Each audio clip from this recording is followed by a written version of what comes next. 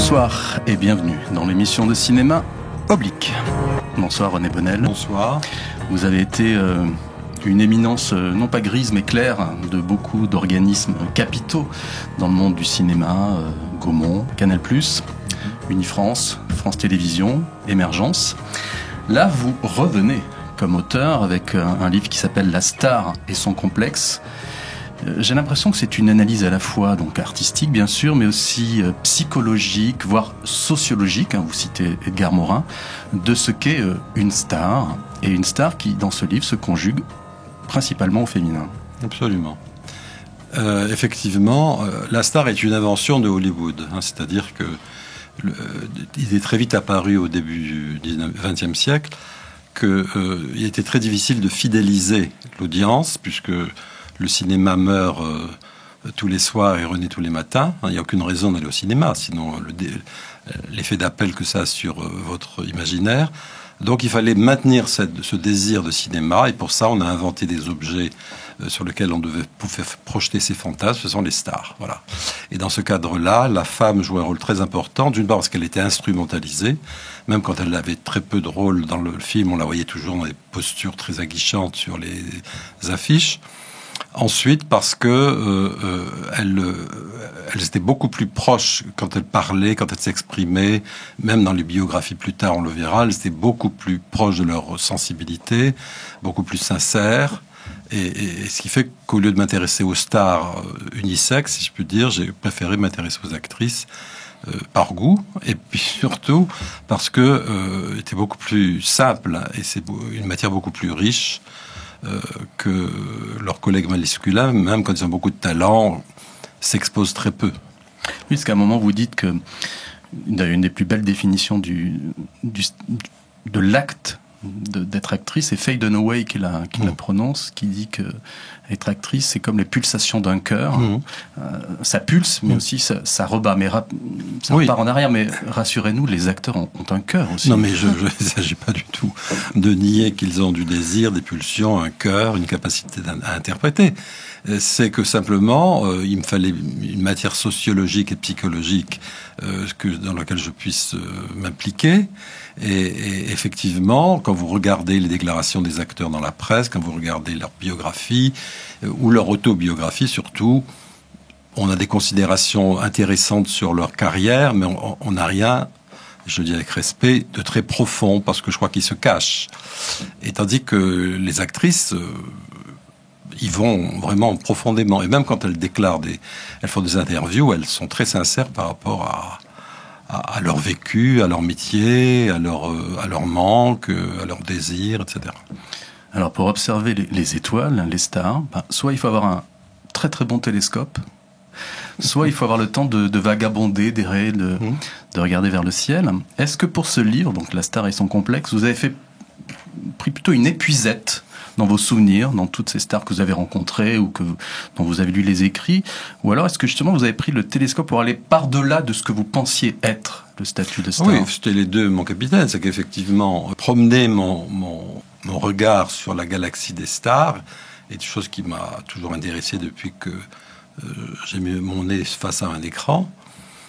Mais en même temps, j'ai voulu aller plus loin, savoir, parce que dans le métier, on dit beaucoup, et pas que ça, mais qu'on dit qu'elles sont, notamment les actrices, imprévisibles, égocentriques, capricieuses, etc., etc. Et au-delà de cette phénoménologie, j'ai voulu aller plus loin, voir qu'est-ce qui chez elles générait ce genre de comportement, qui d'ailleurs il ne faut pas généraliser, parce qu'il y en a qui arrivent à l'heure, qui sont très aimables, qui ont un comportement très classique, et il ne s'agit pas non plus. Mais c'est vrai que dit aussi ce que je viens de vous dire. Donc j'ai voulu aller plus loin et comprendre ce qui les motivait. Et j'ai fait à force de discuter avec les unes et les autres, de lire leurs œuvres, d'en voir aux États-Unis et ailleurs, en Italie notamment, et effectivement là je me suis rendu compte qu'elles avaient tout un point commun, mais qu'elles ne verbalisaient pas. Voilà. Et elles ont toutes, qui relèvent à la fois de la psychologie, voire de la psychanalyse, et de la sociologie, et de leur histoire personnelle. Un des exemples les plus frappants, c'est Katharine Hepburn, qui fait une autobiographie, en gros, pour expliquer pourquoi Elle a voulu être actrice et vous soulignez avec beaucoup de malice que si on referme le livre, en gros, on n'a pas la réponse à la question qu'elle se pose elle-même. Absolument, mais d'ailleurs le livre s'appelle « Moi ». Donc c'est au moins clair comme pour annoncer la couleur. Elle est, comment dire, dans son cas très particulier, c'était une immense star aux États-Unis. On l'imagine pas maintenant, mais elle était adorée des metteurs en scène, une immense comédienne. Et elle, effectivement, elle avait tendance à être, non, même pas le centre du monde, le centre de l'univers. Et ce qui à la fois était touchant, parce que ça la rendait sincère dans ses explications de ses pulsions, et en même temps oblitérer un peu l'analyse, parce qu'au bout d'un moment, on avait envie de dire, bon, si tu sortais un peu de ton ego, on pourrait voir un petit peu plus loin d'autres galaxies, mais là, c'est un peu dur avec elle.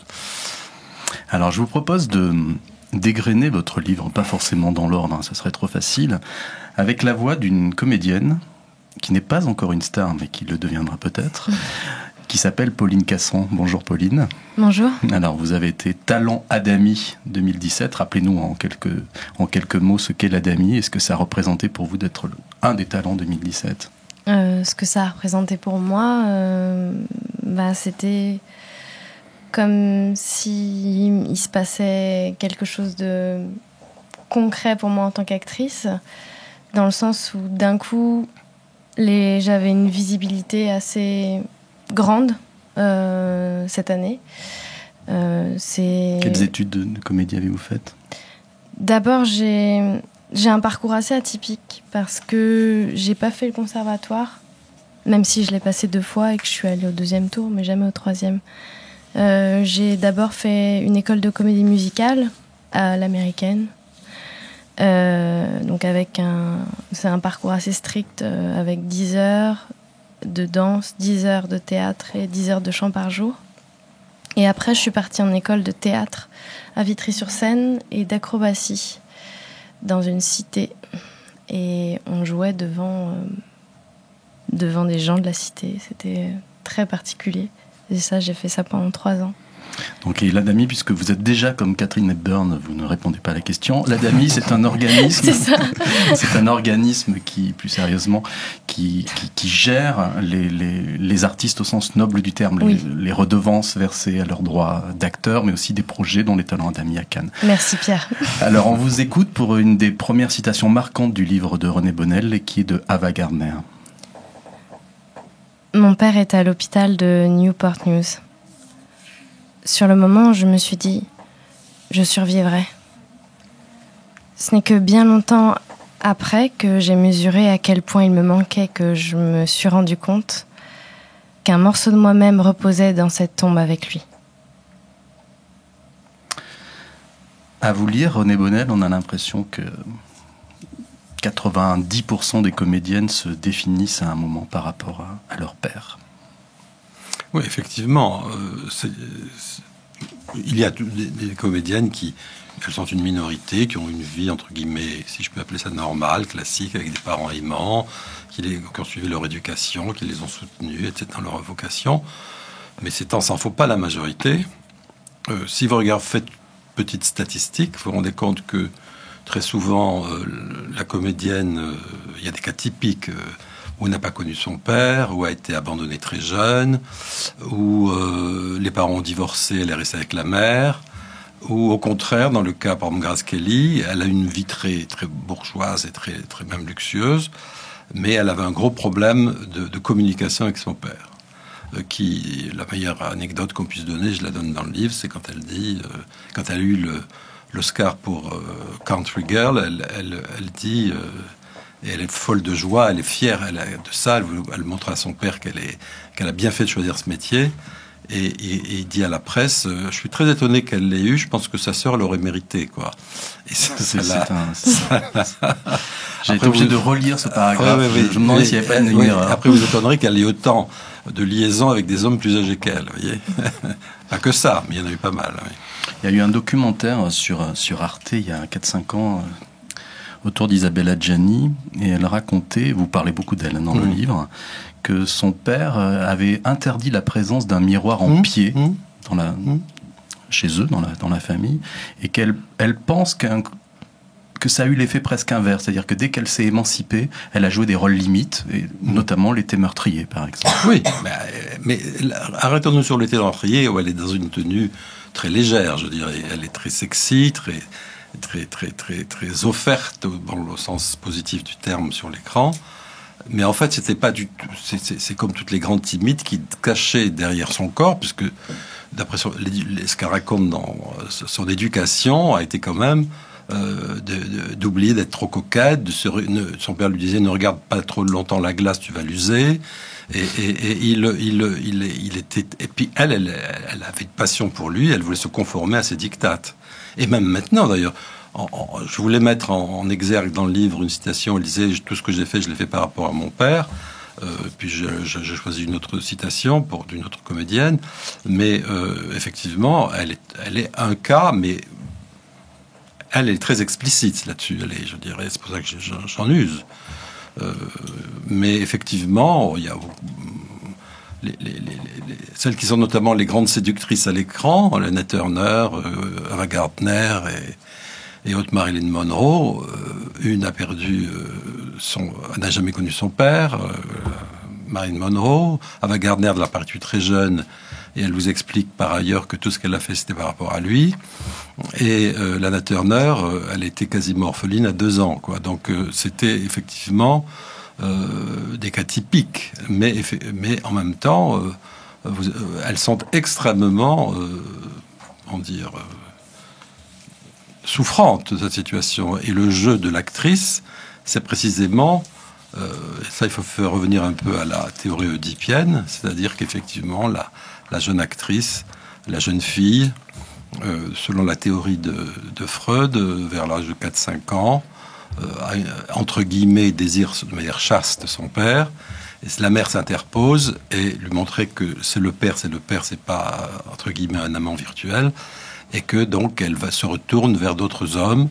Mais dans le cas de la crise qui soit, pour toutes les raisons que j'ai indiquées, père absent, père divorcé, père éloigné, etc., il n'y a pas eu de stade oedipien, puisqu'il n'y a pas eu d'objet à désirer dans le ménage.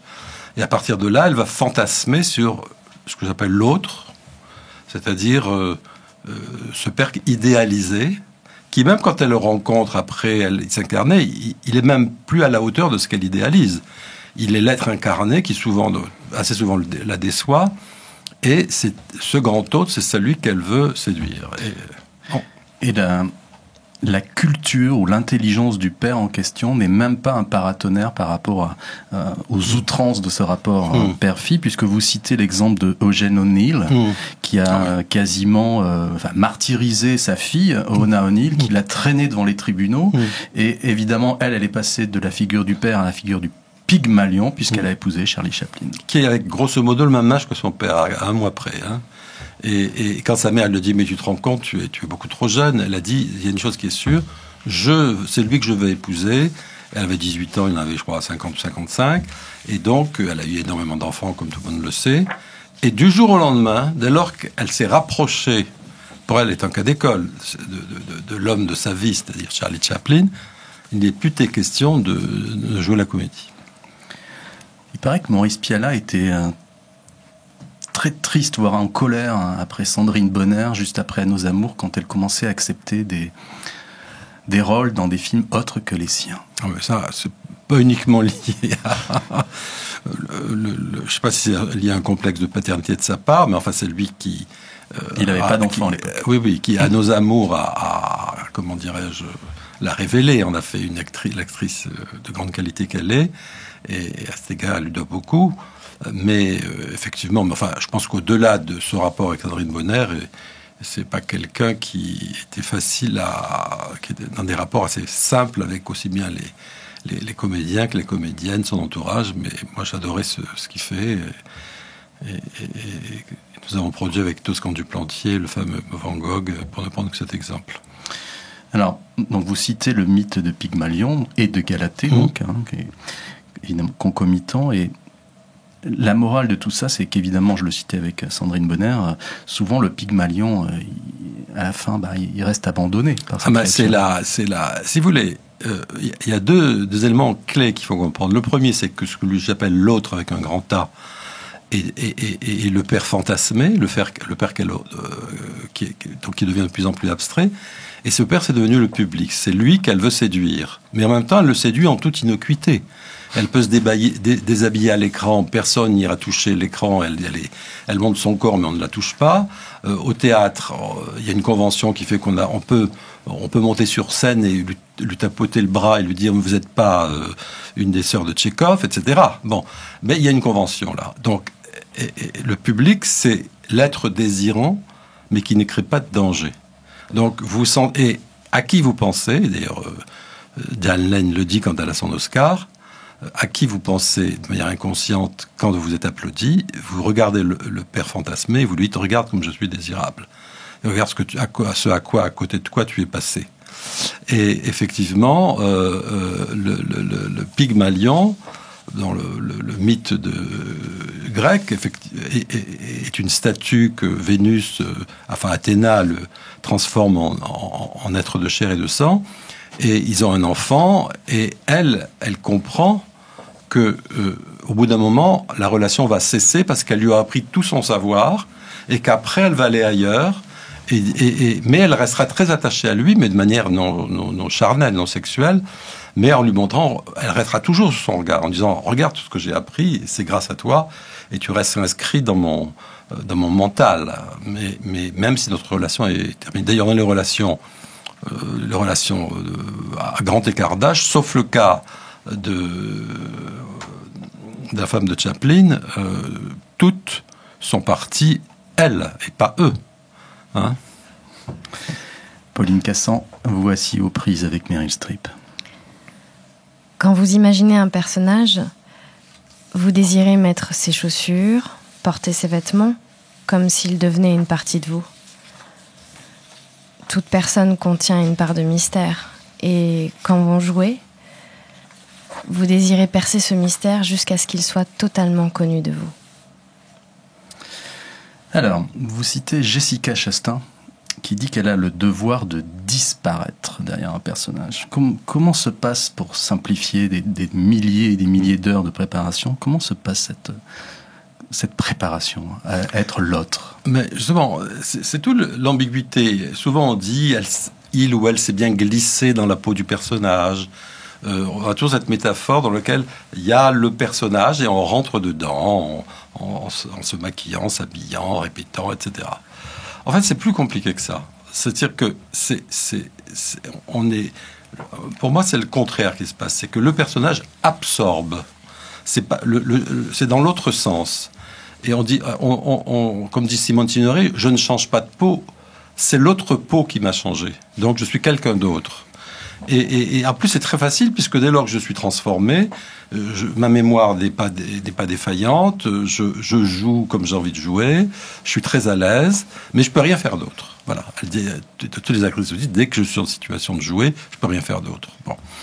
Donc, cette façon de changer de peau, par absorption du rôle, c'est dans l'autre sens qu'elle se joue, c'est-à-dire que c'est le rôle qui vous absorbe, c'est pas vous qui rentrez dans la peau du personnage, c'est un peu différent.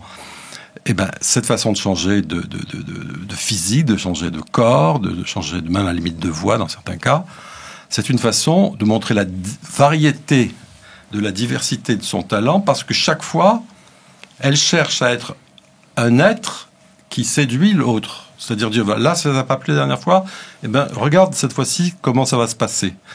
Et souvent, d'ailleurs, c'est le patron de la Comédie Française qui le dit, alors il parle de son expérience, qui dit, quand je sors de la Place Colette de la Comédie Française, j'ai toujours un peu... Parce qu'après, ce qui est dur, c'est un peu déprimant de quitter tout ça.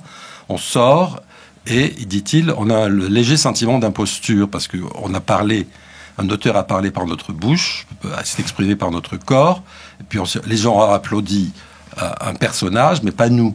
Donc, tant qu'on était dedans, ça allait très bien, mais quand on sort, on est plus mal. Et il explique que de temps en temps, ils vont boire un coup pour se calmer. C'est pour ça que d'ailleurs que c'est un métier, je ne le généralise pas, mais enfin, c'est un métier où on aime bien boire des coups, et même souvent aller plus loin. Le nombre d'alcooliques qu'il y a chez les actrices américaines notamment, on les compte plus. Oui. Alors, vous avez parlé de Simone Signoret. Et dans votre livre, il y a une anecdote fabuleuse qui montre que la candeur peut être le plus beau des atouts. C'est sur le tournage d'un film de François Leterrier qui s'appelle Les Mauvais Coups, où elle fait une manœuvre automobile alors que quasiment elle n'avait jamais conduit. Oui, même pas quasiment. Donc, mais elle le dit, et tout d'un coup elle a dû prendre le volant, faire un demi-tour, c'est dans le film, moi j'ai revu le film pour ça, faire un demi-tour sur un chemin assez chaotique. Elle était très à l'aise parce qu'elle s'est pas glissée, parce que si elle était glissée dans la peau du personnage, ça restait Simone Signoret conduisant. Là, elle était le personnage. Il l'avait totalement avalé. Donc elle s'est mise à conduire. En préparant cette émission, je suis retombé sur un entretien avec Pedro Almodovar qui raconte que sur le film La fleur de mon secret, il y avait un blocage avec la comédienne principale, et puis ce blocage s'est évanoui quand il lui a tendu, pour ne pas dire jeté, un pullover bleu qui appartenait en fait, je crois, à la mère d'Almodovar, et ce pullover a libéré, c'était un poids et à la fois une libération, la comédienne. Est-ce que vous, question piège, est-ce que vous avez déjà eu des demandes inattendues à l'époque de Canal+, de comédiennes ou de comédiens vous demandant des avis ou des ressentis? Non, on était, il fallait voir comment ça se passait. Il faut que je sois plus précis que ça. C'est que c'est vrai que tout passait par Canal+ à l'époque pour décider de l'existence d'un film, parce que le poids dans le financement était considérable, et notamment par moi, puisque j'avais une grande délégation de pouvoir dans ce domaine de la part du président André Rousselet. Donc, mais d'abord, je déléguais beaucoup ces fonctions, et que c'était mes équipes qui me présentaient les projets, et je n'intervenais et les producteurs, je les voyais de temps en temps. Je leur demandais quel était le casting, mais pour moi, c'était pas du tout un élément. J'intervenais pas. C'était une condition sine qua non, sinon ça devenait ingérable. Puis je voulais un peu me protéger. Même après 2 coupes de champagne. Même après une bouteille de champagne. Ça, je peux vous dire que tous les producteurs vous le diront. Il m'est même arrivé, quand ils avaient changé de casting, de dire je suis désolé, je vous ai proposé une telle, je n'ai plus qu'une telle. Ne changez pas le prix, je dis allez-y, il n'y a aucun problème. J'ai des exemples très précis en tête. Et là, il y avait comment dire, c'est un système où ma position était trop visible pour que je joue à ce jeu-là. C'est-à-dire de dire prenez une telle ou une telle, un tel ou un tel, ça se jouait dans tous les sens. Ou tel metteur en scène ou tel autre. On m'apportait des projets tout faits, vous prenez ou vous prenez pas. Basta, voilà, c'est ça la réalité. Alors, absorber un personnage en soi, pour une comédienne, ce sont des richesses qui se créent, mais c'est aussi l'ambivalence qui naît. Et vous citez par exemple Greta Garbo, dont la productrice et amie qui s'appelait Marina Siconia disait qu'en fait, c'était une femme extrêmement timide. Moi, comme 90% des comédiennes. Je dirais... C'est que dès lors que c'est un rapport difficile au père, le père c'est celui qui vous ouvre le monde, qui vous donne les armes pour vous défendre, et vous sentez, dès lors qu'il y a eu cette carence, la jeune fille se sent très déprotégée et a du mal et la comédie c'est une façon d'exorciser ce manque de confiance en elle qui se traduit par une certaine timidité. Et puis après, quand elle est en confiance, quand elle se sent aimée, c'est la clé. Il faut qu'elle se sente aimée. À ce moment-là, tout va mieux. Mais il est très facile d'impressionner une comédienne, parce que dès lors qu'elles n'ont pas beaucoup de confiance en elles, tous ceux qui font des castings le savent. Dans votre livre, vous citez plusieurs fois Isabelle Adjani, qui dit qu'en fait, on n'est jamais prêt pour la notoriété. Oui, c'est la fameuse citation du prince de Ligne. La notoriété, c'est un rasoir entre les mains d'un enfant. Effectivement, il y a une grande ambiguïté dans les rapports entre la notoriété, parce que les actrices, notamment les stars, savent que la visibilité est très capitale dans ce métier. Et que il faut absolument être visible, donc c'est possible notoire, parce que toutes les comédiennes ne sont pas des stars, c'est quoi, un pourcentage infime. Mais toutes veulent être connues, faire leur métier décemment, et pour ça il faut un minimum de visibilité, que les gens puissent vous reconnaître et aimer votre parcours. Donc, mais en même temps, elles sont trop fines, trop sensibles pour ne pas comprendre que monter les marches du Festival de Cannes, se faire choper dans des photocalls, ou etc., ou poser dans les magazines, on découpe chez vous un bout de votre personnalité qu'on valorise, mais c'est pas vous. Donc, et puis en même temps, il y a tous les dégâts que qu'une trop grande notoriété peut créer dans votre vie privée. Je veux dire, surtout maintenant, tout le monde peut te photographier, filmer, etc. Et vous choper dans des positions non prévues et vous retrouver sur les réseaux sociaux pour un oui, pour un non. Donc, aucune, je crois, comédienne, elle a parfaitement raison, Isabelle Adjani, aucune comédienne et star ne rapport simple avec la notoriété. Elle, je dirais, pour paraphraser une phrase connue, elle l'aime trop pour ne la point haïr. Pauline Cassan, pendant quelques secondes, vous allez devenir blonde. Très bien. Vous vous appelez Marilyn Monroe. Je me suis toujours sentie une non-personne. Et la manière d'être quelqu'un a été probablement d'être quelqu'un d'autre. C'est pour ça que j'ai voulu jouer et devenir actrice. Alors, dans votre livre, elle dit aussi que faire l'actrice n'est pas la cause de sa panique, mais c'était le seul remède. Oui, c'est une façon de... Tout en n'ont pas conscience, d'ailleurs, mais enfin, c'est une façon de se soigner de ce manque initial chez elle, s'il était violent. Si vous lisez ses mémoires ou ses bribes de mémoire, où elle montre à la fois sa grande intelligence et sa grande finesse, vous vous rendez compte qu'elle est très consciente que elle n'est pas elle. Ce qu'elle voit elle le dit quand elle a tourné ses grands succès, notamment cette grande réflexion quand elle se voit entrer avec la robe sur la bouche de métro, qui d'ailleurs a été tournée en studio pour la petite histoire et non pas à Broadway. Et effectivement que c'est pas elle, comme le dit aussi Audrey Hepburn, c'est pas moi, ou Scarlett Johansson, quand elle voit cette poitrine superbe à la pile dans sa voiture, elle dit c'est pas moi. Donc tout d'un coup elle sent le décalage qu'il y a entre ce qu'on montre d'elle et ce qu'elles sont, et mais en même temps elles savent que c'est un chemin par lequel il faut qu'elles passent pour essayer de penser le traumatisme initial, quoi. Vous dites que la quête de l'affirmation face à l'autre cherche la plupart du temps donc à guérir un trouble d'identité, qu'il soit diagnostiqué ou pas. Oui, non, mais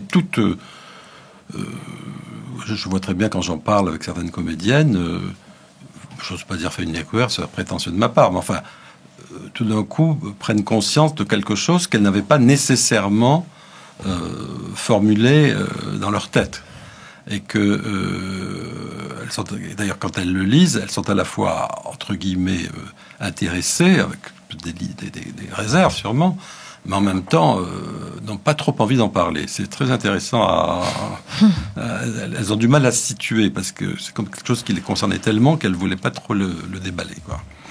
J'étais très heureux, en lisant votre livre, d'avoir cette mention sur un film que beaucoup de gens ont oublié, de Vincente Minnelli, qui s'appelle 15 jours ailleurs. Oui.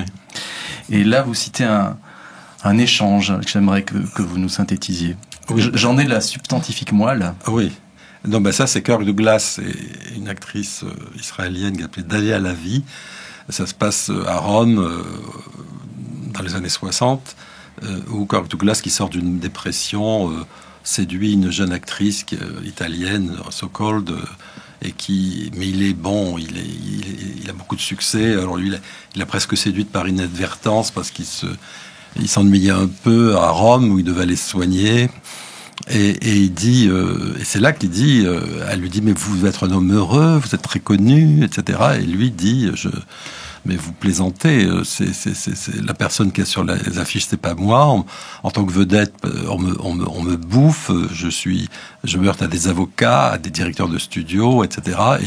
Et j'ai du mal à exister. Et vous croyez que le fait de savoir que je suis une star, et de me voir en Technicolor ou de me faire embrasser par des jeunes filles énervées sur la joue, au contraire me déprime plutôt qu'autre chose. Ce qui explique d'ailleurs dans le film, il sort d'une dépression. Depuis que j'ai commencé ce métier, j'ai un sentiment d'usurpation. Sur scène, j'ai souvent pensé « Mais qu'est-ce que je fous là ?» C'est Jeanne Moreau qui dit ça. Il y a une dizaine d'années, Nicole Garcia a sorti un film qui s'appelait L'Adversaire avec Daniel Auteuil, qui était l'adaptation du livre d'Emmanuel Carrère. Et depuis, je remarque que beaucoup de psy parlent de ce qu'on appelle le syndrome de l'imposteur. C'est-à-dire de gens qui, à 40 ans, 50 ans, malgré des diplômes, se disent « mais est-ce que je vaux vraiment ça ?» Et qui dit comédienne, qui dit staritude, dit à un moment ce sentiment de « mais est-ce que je mérite tout ça ?» Le sentiment de l'imposture, globalement, c'est un sujet qui m'intéresse beaucoup. C'est très lié aux mécanismes économiques et à la fabrique de notoriété au-delà du cinéma. Quand on connaît les coulisses comme je les connais, je trouve qu'il y a notamment dans les métiers audiovisuels beaucoup d'imposture. Mais ça, c'est un autre sujet. Mais il y a une grande différence entre la valeur médiatique de quelqu'un ou de quelqu'une et de ce qu'il est et ce qu'il a fait en réalité, parce que comme dit John Ford à la fin de L'homme qui tua Liberty Valance, quand la légende est supérieure à la vérité, écrivez la légende. Bon, donc effectivement, ce sentiment d'imposture n'est pas exactement le même. C'est le sentiment d'avoir pris le verbe de quelqu'un d'autre, d'avoir pris un personnage, il est violent, le sentiment d'imposture, à la fin des spectacles notamment, enfin, où il est plus ou moins bien exprimé, parce que la comédienne se dit, qui on a applaudi? Pourquoi je me déguise et je fais ça? C'est pas moi, cher hôte, cher papa, c'est pas moi, c'est le personnage que je joue qu'on applaudit. Donc à partir de là, la crise d'identité, paradoxalement, le remède qu'on a utilisé pour guérir cette crise, tenter de la guérir, cette crise d'identité, ce remède peut être quelquefois très douloureux. Et que quand Jeanne Moreau dit « qu'est-ce que je fais là ?»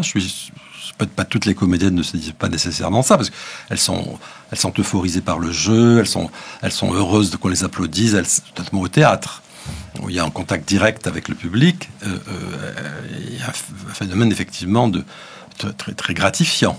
Mais c'est après, quand on s'est démaquillé, on s'est changé, on a enlevé sa jolie robe du 18e contre un jean et un vieux pull, ou qu'on va avec des amis, qu'on s'est recoiffé, qu'on a enlevé sa perruque, je caricature un peu pour montrer tout d'un coup là, il y a un moment où alors après, selon sa vie personnelle, elle peut aller dîner avec la troupe, ou alors retourner dans sa famille, elle retrouve un univers aimant, et c'est pas quelque chose qui les déprime, surtout que si c'est du théâtre, le lendemain elle recommence, donc elle en prend un petit shoot et puis c'est reparti. Bon, peut-être que ce sentiment, alors non pas d'imposture mais d'inadéquation, il est aussi dû encore un mot anglais, au challenge. Quand vous dites qu'Audrey Hepburn passe devant un théâtre sur lequel il y a son nom écrit en gros, et qu'elle dit mince, maintenant il va falloir que j'apprenne à jouer. Parce qu'elle voit devant elle, c'est marrant que vous disiez cette phrase, parce que Costa Cabras m'a envoyé un petit mot qui avait lu le livre, il a relevé cette phrase, donc ça l'avait touché.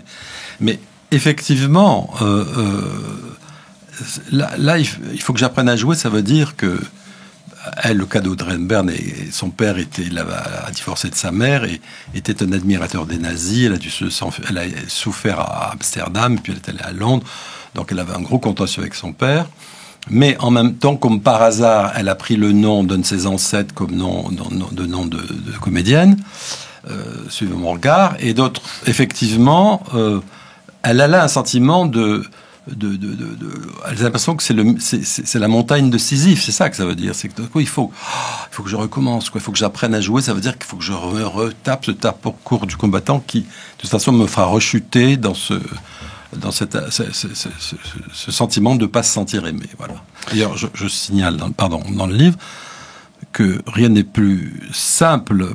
C'est pas simple d'être le compagnon, le mari, l'amant d'une comédienne, parce que elle aura toujours, même si elle est amoureuse, même si elle est sincère, et elles sont honnêtes, c'est pas le sujet, elle aura toujours le sentiment inconscient que cette personne en face d'elle ne fait pas le poids par rapport au père fantasmé, et qu'il est pour rien, ce brave garçon, je dirais. Et puis à un moment donné, elle le sait, elle en a même pas conscience.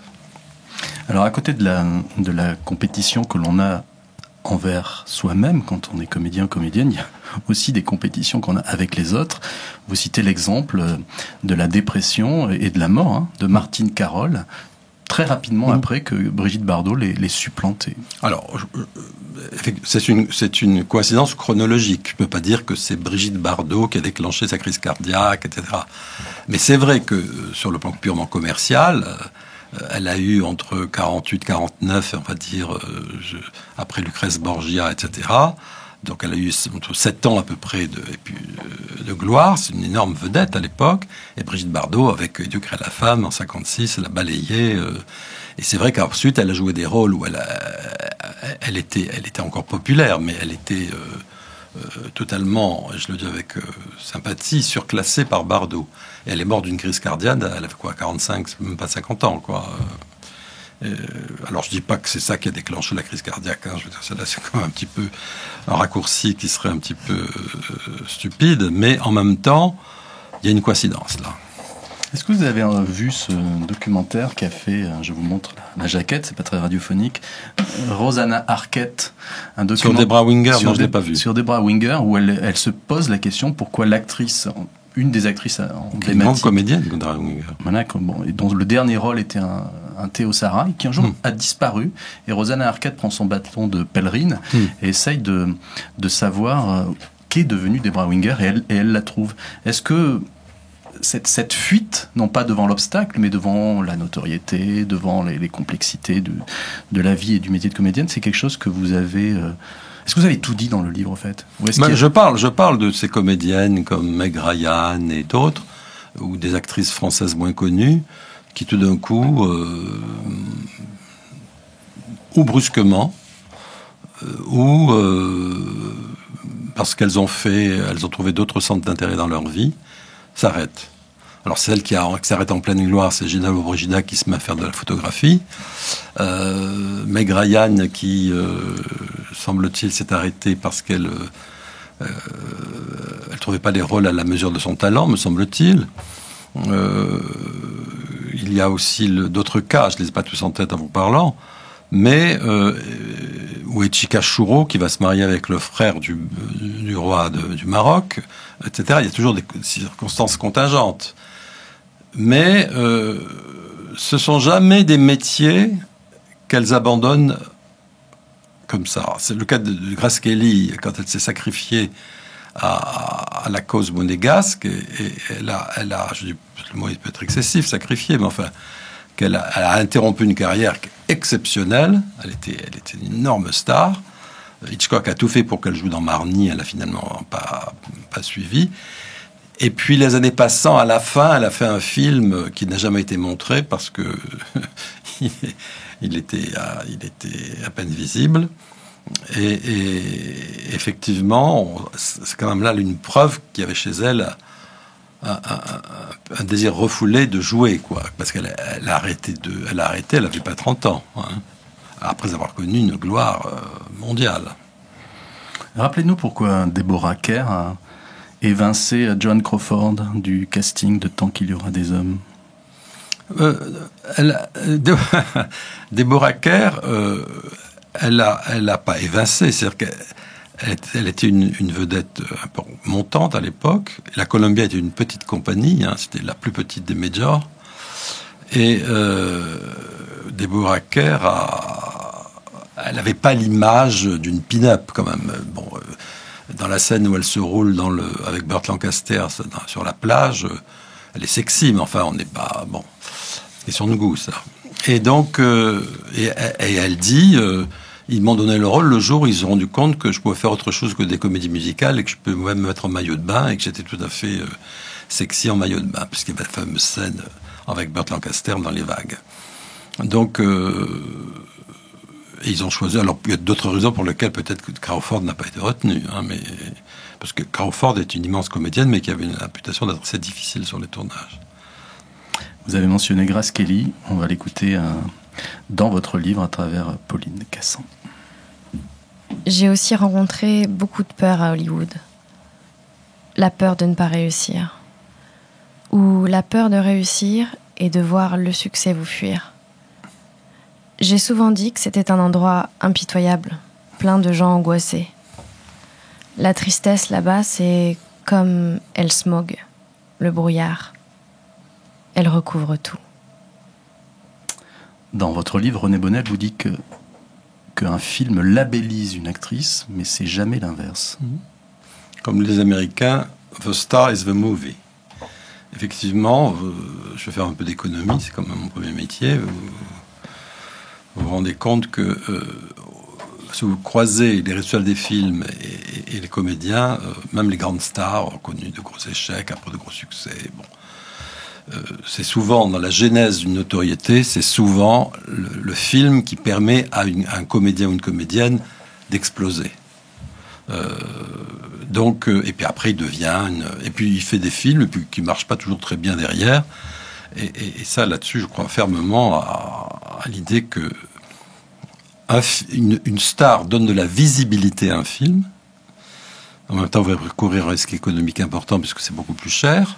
Il faut changer d'axe de l'équilibre économique du projet, mais ne garantit pas la notoriété, le résultat du tout. Et même, ça met la barre très haut, puisque avec les dépenses sont plus élevées, donc il faut, pour réussir, aller très haut dans les entrées et la carrière internationale. Donc, il n'y a pas de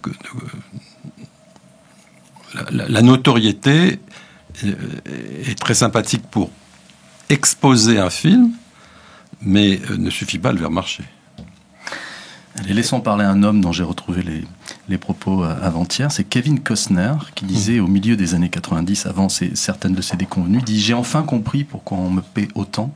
La moitié de mon salaire, c'est pour mon travail et mon talent. L'autre moitié, c'est pour me faire oublier que plus jamais je n'aurai de vie privée. »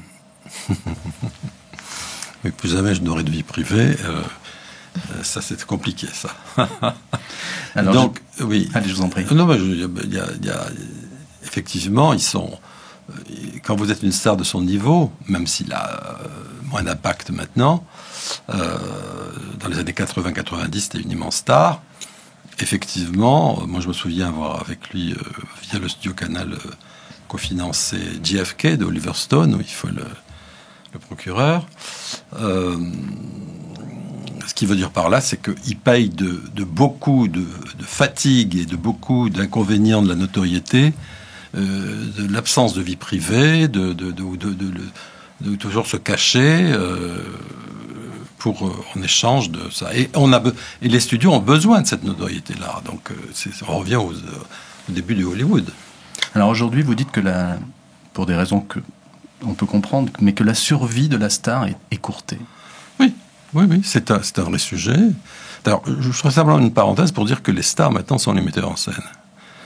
On n'est plus, on va dire, tiens, il y a un film de Scorsese, on ne dit pas avec qui. Avant, on disait, tiens, il y a Fernandel. Ah, on ne disait pas de qui. On dit c'est un film de Fernandel. Bon. Donc, et ça, c'est le résultat de la nouvelle vague qui a boosté les auteurs, qui a été un vrai putsch, même si les intéressés n'acceptent pas cette conception.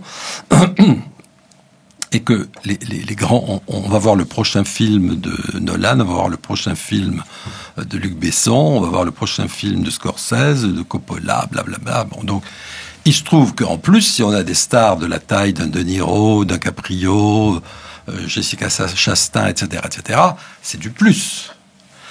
Mais le succès, on l'attribue aux metteurs en scène. Et ce sont des notoriétés moins fragiles que la notoriété de la star, parce que le metteur en scène a une carrière derrière lui. Quand on va le voir, on a dit, mais on a vu ça, puis on a vu ça, puis on a vu ça. Là, c'est moins bien, mais quand même, il a fait ça. Chez les acteurs, c'est pas la même chose. C'est que ils sont pas responsables de la totalité du film. Donc, on dira, j'ai vu le film de Scorsese. Ah oui, De Niro était très bien. J'ai vu le film de Scorsese. Ah, De Caprio était très bien. Mais on dira pas, il était tellement bien qu'il a fait marcher le film de Scorsese. Donc, les stars sont les metteurs en scène. Il y en a pas beaucoup, hein. Bon. Et le public, aujourd'hui, il modifie le regard qu'on a sur la star. Complètement. Vous dites que la technologie, Internet, le streaming, a converti un bien collectif, qui était le cinéma dans sa genèse, en un usage individuel. Complètement. C'est qu'effectivement, bon, c'est une banalité, là, le numérique individualise les choix, vous permet avec vos appareils d'être des programmateurs de contenu, de balancer sur les réseaux sociaux, vos courts-métrages, de choper quelqu'un dans une position désavantageuse et le mettre sur un réseau social. Donc vous devenez le metteur en scène permanent de ce qui vous environne. Et souvent avec un certain nombre, il y a des effets positifs puis aussi des effets négatifs. Il est très difficile de garder ce statut inatteignable parce que la grande différence entre une star de télévision et une star de cinéma, c'est le regard. C'est-à-dire que quand vous êtes dans une salle de cinéma, je l'explique, votre regard est dans le sens de la projection. La projection est dans votre dos. Et vous regardez et vous vous projetez au sens psychanalytique du terme, vous rêvez. Et surtout, vous allez vous déplacer pour voir tel metteur en scène ou tel acteur ou actrice. La télévision, l'image vient vers vous, et avec votre télécommande, vous pouvez zapper, etc. Ce qui fait que quelqu'un qui commence à être connu en télévision, d'abord, dès qu'il fait du cinéma, en général, ça ne marche pas. C'est presque une règle d'or. Et deuxièmement, interroger les gens sur les visages d'acteurs et d'actrices de cinéma, ils ne les connaissent pas. Ils ne connaissent pas les noms, ou très peu. Ou alors il faut avoir joué pendant 20 ans comme Roger Hanin ou Véronique Geneste, bon, ou Mimi Mati. Mais au dehors de ça, et ça n'enlève rien à leur talent, à leur rôle, à la qualité avec laquelle ils travaillent. C'est pas le sujet. C'est pour ça que je dis que la télévision forme des célébrités anonymes. Et que, effectivement, au sens étymologique, anonyme, sans nom. Alors, je force un peu le trait, j'en suis conscient. Quand quelqu'un ou quelqu'une a une inclination particulière pour tel ou tel acteur ou actrice, il finit par repérer son nom, bien sûr. Mais enfin, je parle globalement, je parle sociologiquement. Et puis, il y a un autre phénomène qui joue dans le système actuel, c'est que ce que j'appelle le starisme est en train de se répandre partout. Les joueurs de foot sont des stars beaucoup plus planétaires que les acteurs de cinéma. Et petit à petit, les peintres. Et puis c'est un système cumulatif. Et une des explications, on la voit en sous-texte dans votre livre, c'est que contrairement au cinéma, le football, lui, il a pénétré, par exemple, le continent africain. Complètement. Et surtout faire tout jeune Africain qui n'a pas les moyens, il y en a beaucoup, de s'acheter un ballon, peut se fabriquer un ballon de fortune ou taper dans une boîte de conserve. C'est en train d'évoluer, tant mieux. Mais il peut rêver d'être Neyman ou Zidane, etc. C'est quelque chose qui lui paraît très proche parce qu'il se sent invincible. C'est-à-dire que le parcours du combattant, du comédien ou de la comédienne, c'est autre chose. Ça dépend de tellement d'autres facteurs. Et puis en plus, ils se bousculent pas dans les salles de cinéma pour une foule de raisons, d'infrastructures, de prix, etc. Donc le rêve, c'est le sport. Et le starisme, entre guillemets, ça se répand partout. Chez les peintres, maintenant, on dit, vous avez les prix à quelle atteignent certains plasticiens. On n'a jamais vu ça. Je veux dire, alors, il y a des raisons de spéculation de ce que vous voulez, mais tout d'un coup, il y a un rapport de notoriété. Le musée ou les galeries les accueillent pour eux prendre leur notoriété.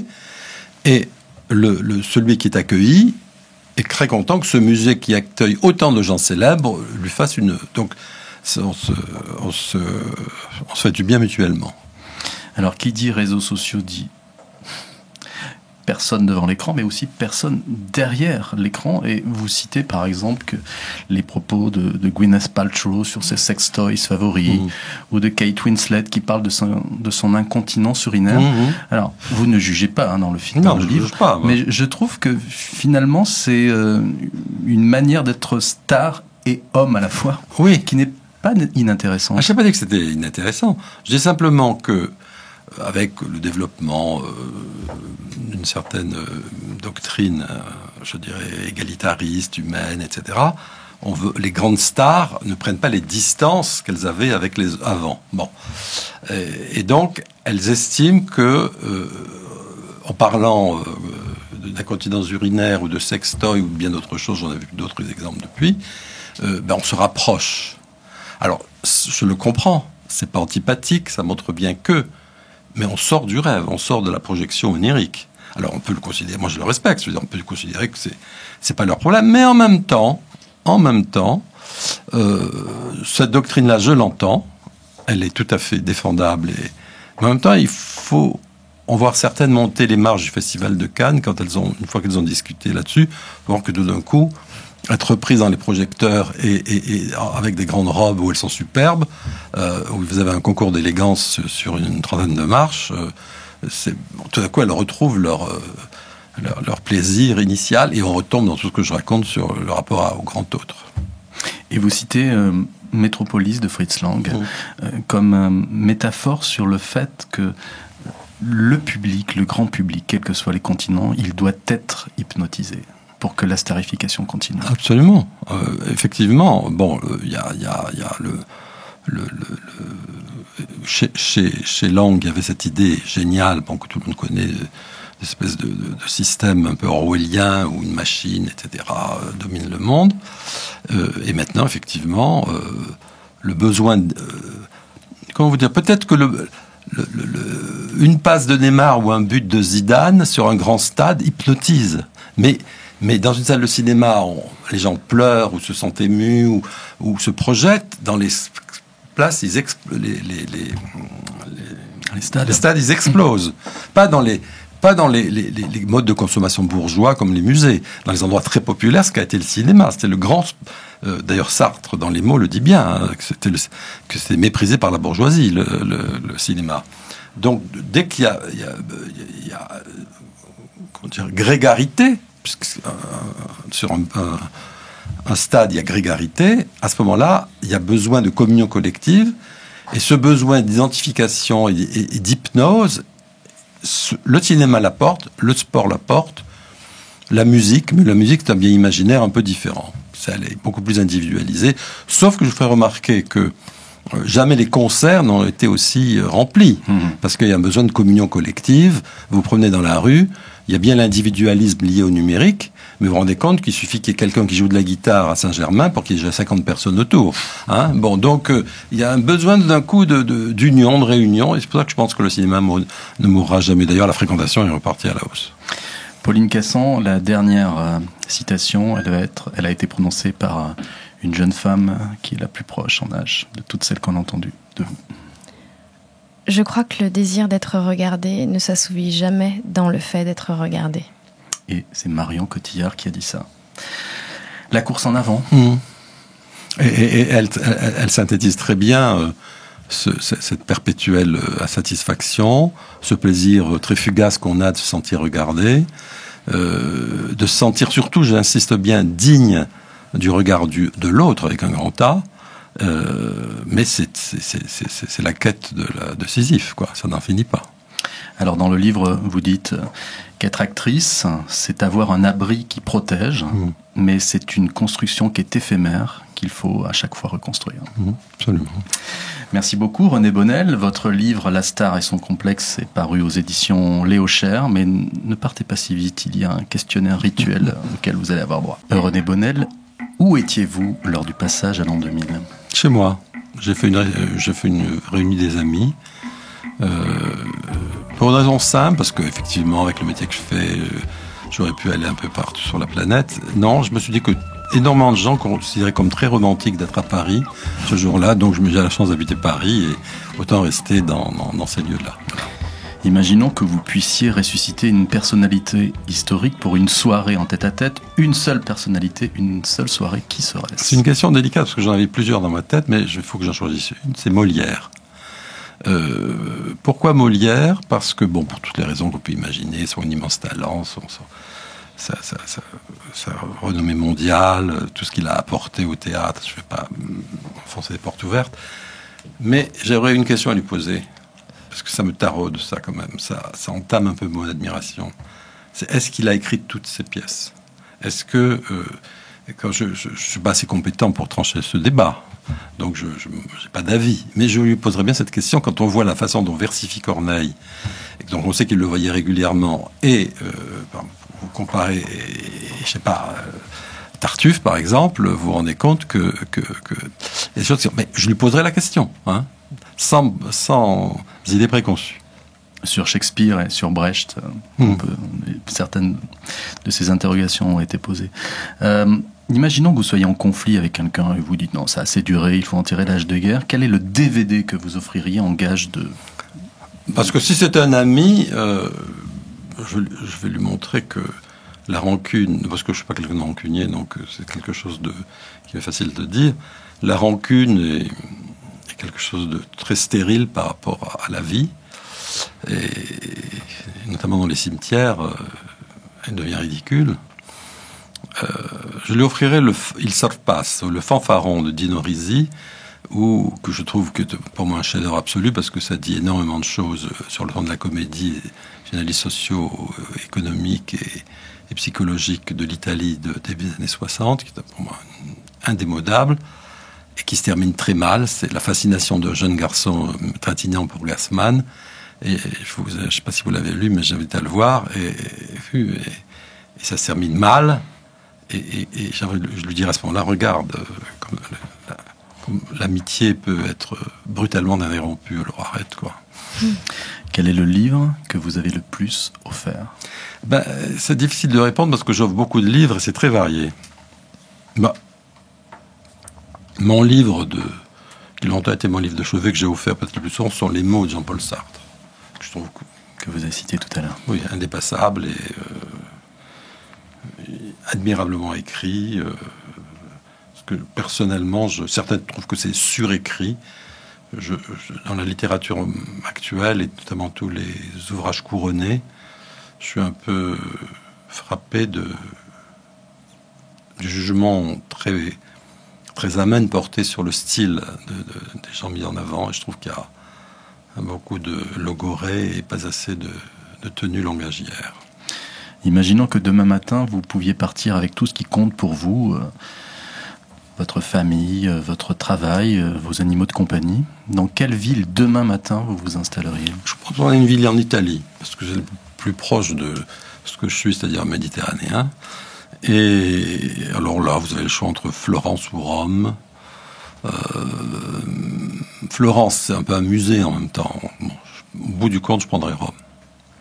Est-ce que vous vous êtes déjà retrouvé dans un musée, face à une toile ou face à une photo, marquer un temps d'arrêt et vous dire, mais bon sang, mais c'est moi que je suis en train de voir ? Là, j'ai aucun mal à vous répondre là-dessus. Je n'ai pas besoin de me torturer la tête. C'est Magritte, qui est un peintre que j'adore. J'ai été très frappé par cette toile dont j'ai oublié le nom.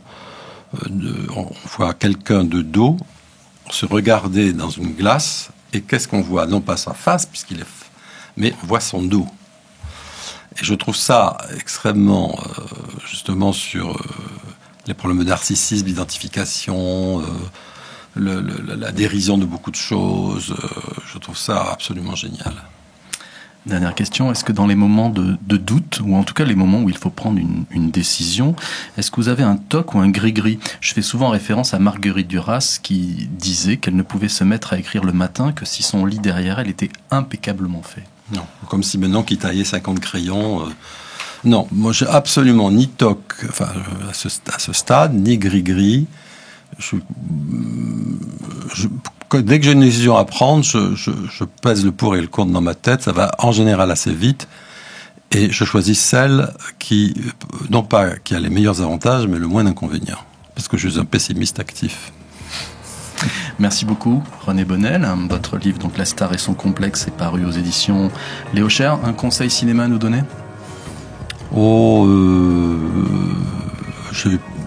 Il y a un film que j'ai vu en projection privée qui est La promesse de l'aube, avec Charlotte Gainsbourg, qui est un film très très bien produit et réalisé. D'après Romain Gary. Absolument. C'est pas le premier, il y a eu déjà la Mégane Mercouri, etc. Pauline Cassan, sur quelle planche ou dans quel court ou long métrage va-t-on vous voir prochainement ? Bientôt, je vais jouer dans un film qui s'appelle 10 minutes pas plus, enfin tourné en janvier. Et après, je jouerai dans une pièce de théâtre qui s'appelle Autour de ma pierre, il ne fera pas nuit, avec la compagnie du Libre Acteur, qui est une compagnie à suivre de très près, qui fait du théâtre immersif. Merci beaucoup. Et notre prochain invité en décembre, pour finir l'année, sera Patrice Lecomte, qui vient de publier un abécédaire. Merci à tous les deux. À très bientôt. Merci. Merci.